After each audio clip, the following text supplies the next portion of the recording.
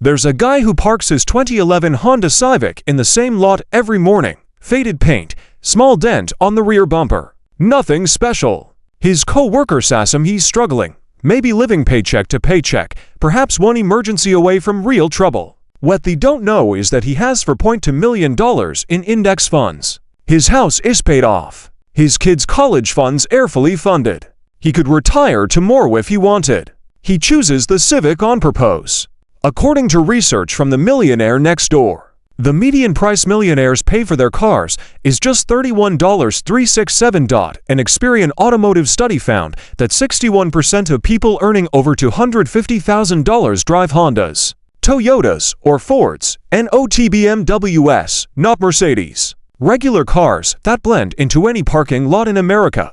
Meanwhile, 8% of people earning under $100,000 own luxury vehicles. They're spending $60,000 on cars while making $50,000 a year. One group looks wealthy, the other group actually is wealthy. These are rarely the same people. This video isn't about being cheap. It's about understanding something that most people never figure out. Looking poor might be the most important financialstrategy you ever adopt. The research on this is overwhelming. The people who actually build wealth behave nothing like the people who appear wealthy. Thomas Stanley and William Denko spent decades studying millionaires across America. Their findings shattered every assumption about what wealthy people look like. 80% of millionaires are first-generation affluent. They didn't inherit their money. They built it themselves. Half of them have lived in the same house for more than 20 years. They're more likely to drive a Ford than a Bentley. The authors found that millionaires were disproportionately lily in middle-class and blue-collar neighborhoods, not affluent communities. This surprised even the researchers who expected the opposite. The explanation is simple. High-income white-collar professionals tend to devote their income to luxury goods and status items. They're playing a visibility game. They want everyone to know they've made it. Actual wealth builders play a different game entirely. They understand that every dollar spent on appearance is a dollar that can't compound over 30 years. They've done the math. Devrimsay's research on millionaire behavior confirms the pattern. The top 10 car brands driven by millionaires start with Toyota at number 1. Honda sits at number 2.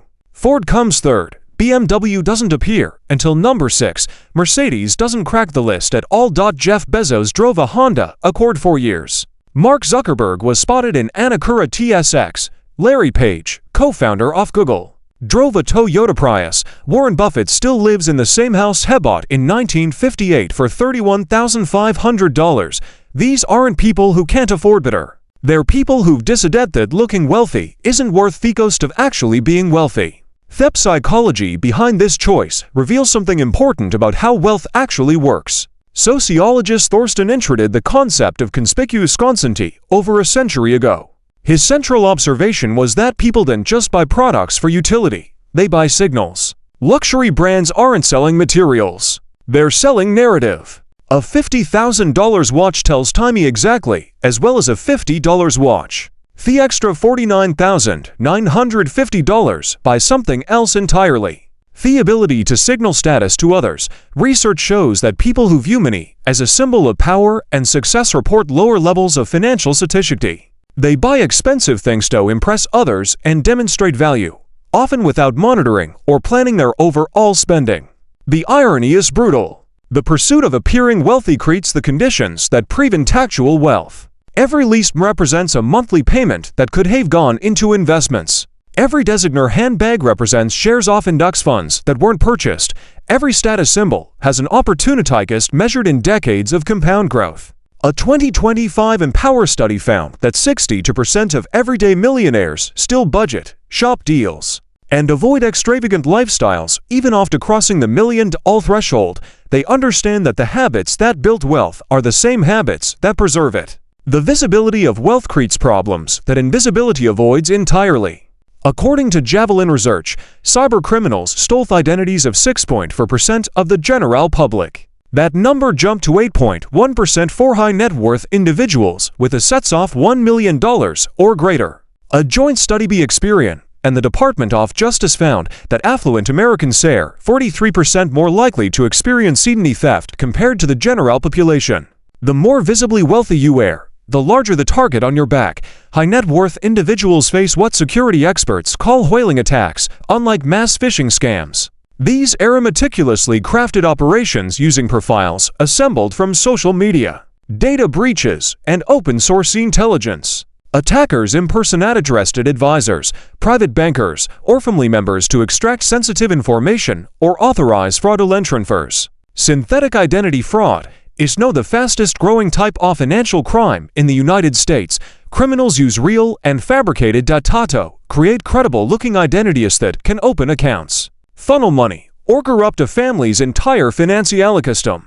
The Federal Trade Commission reported that Americans lost $10.3 billion to fraud in 2023. Investment fraud alone accounted for $4.60 billion of those losses, with sophisticated schemes specifically targeting affluent individuals. Looking wealthy advertises exactly what you have. Looking poor protects it. The social dynamics of visible wealth create pressures that compound over time.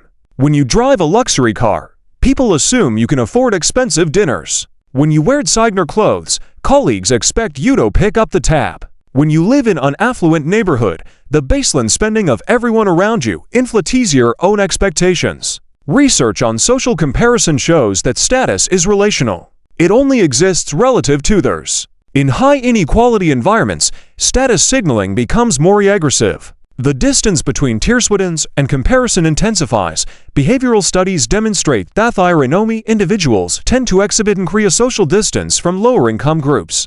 Different schools, different neighborhoods, different social circles. Over time, this produces echo chambers of class. The person driving the old Honda maintains access to a wider range of social connections. Nobody treats them differently because of perceived wealth. Nobody expects them to pay more than their share. Nobody resents them for having more. The social invisibility provides something that money literally cannot buy: authenticity in relationships. Research indicates that high net worth individuals frequently report a paradox of increased power paired with decreased trust. Relationships become harder to evaluate. They can never be certain whether someone likes them or their money. The person who looks middle class while being quietly wealthy avoids this problem entirely. Their friendships are based on who they are, not what they have. Their relationships weren't filtered through the lens of perceived financial status. The authors of The Millionaire Next Door created a framework that separates wealth builders from wealth destroyers. Pause era prodigious accumulators of wealth. Are under accumulators of wealth. The categories have nothing to do with income and everything to do with behavior. A $50,000 a year janitor can more of a paw than a $700,000 a year doctor. The spending habits determine the category, not the salary. The formula is simple. Multiply your age by or pre-tax annual household income, then divide by 10. A 40-year-old earning $150,000 should have approximately $600,000 in net worth. Those below this threshold are under accumulators, spending their income rather than building wealth. You live in luxury, style, and comfort. They're often highly educated professions in demanding careers. They understand compound interest intellectually. They just don't practice it behaviorally. The spending habits of few stem from what researchers call better than theory. Each purchase represents an attempt to signal superiority. Better car than the neighbor, better watch than the colleague, better vacation than the sibling. These financial choices are called million-dollar choices because if choice hadn't been made, the person would have over $1 million. The cigarette example from the original research makes math visceral. One couple smoked 3 packs a day for 46 years. The cumulative cost of those cigarettes affects the value of their home by $33,000. Had they invested that money instead, the portfolio would have exceeded $1 million. Status purchases work the same way. The difference between a $30,000 car and an $80,000 car invested over 25 * years at 7% annual returns become a $0 to $170,000. That's the real price of looking wealthy. The cultural programming that drives visible consumption starts early and reinforces constantly. Stanley Andenko observed that young people are indoctrinated with the belief that those who have money spend lavishly, and if you don't show it, you don't have it. This programming comes from everywhere. Television shows glamorous lifestyles, social media displays curated conspun. Advertising promises that purchases will transform identity. The message is consistent. Rich people look rich. If you want to be seen as successful, you need to display your success through consumption. This belief is demonstrably false, but its effects are real. Someone who internalizes this narrative will spend their entire income maintaining appearances. They'll finance a lifestyle that signals wealth while destroying their actual net worth. They'll reach 55 with a closet full of luxury goods and a retirement account that can't sustain them. The person who rejects this narrative builds wealth quietly. They invest while others consume. They compound while others display. They reach 55 with options that the visible spender will never have. The quiet luxury trend represents a partial correction to decades of conspicuous constancy. According to Bain & Company's 2024 luxury report, affluent consumers are increasingly prioritizing dignity and craftsmanship over conspicuous consumption. Stealth wealth has become a form of modern social currency. A 2024 Accenture survey found that 52% of global shoppers now prefer influencers who showcase practical luxury rather than aspirational excess. The cultural tide is shifting toward understatement. After the TV show Succession ended, searches for Loriana spiked globally. The appeal wasn't flashy logos or obvious branding. It was the opposite. Wealth that only those who truly understand it can recognize.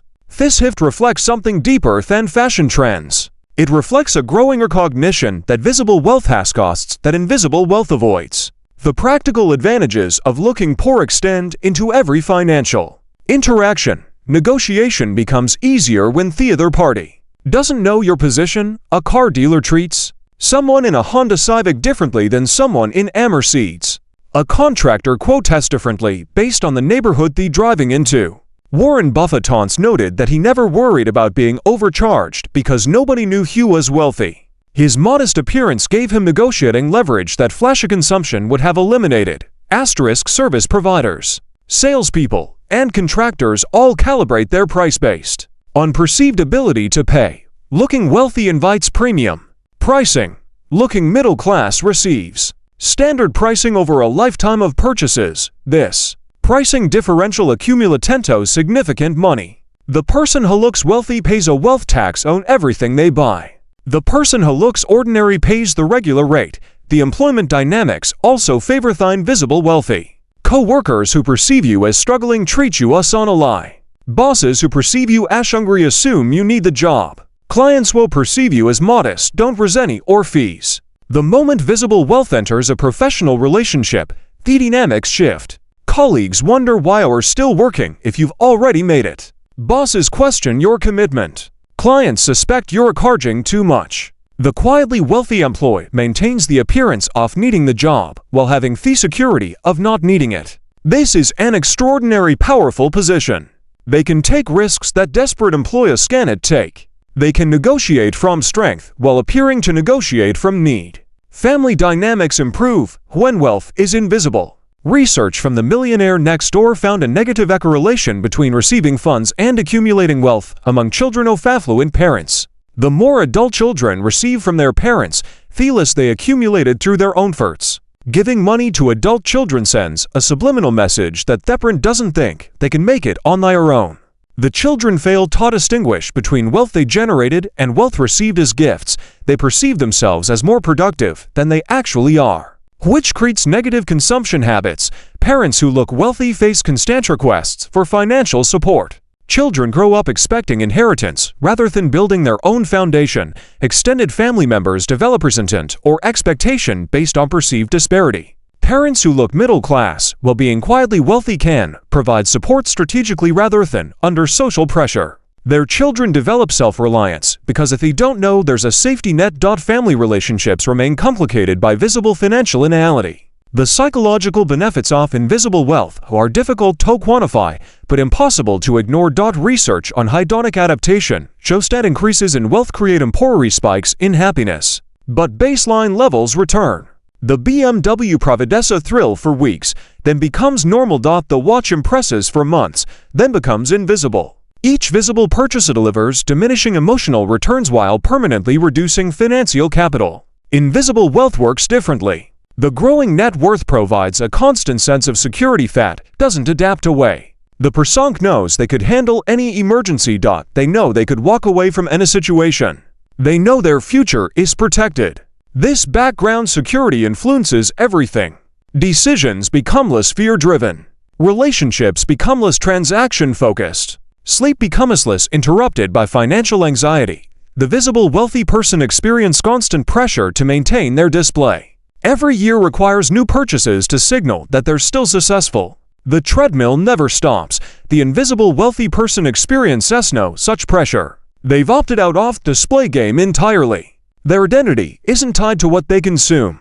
The long-term compounding effects create an ever-widening gap. Someone earning $100,000 annually who saves 25% accumulates $50,000 per year before investment returns. Over 25 years at 7% average returns, that grows to approximately $3.4 million.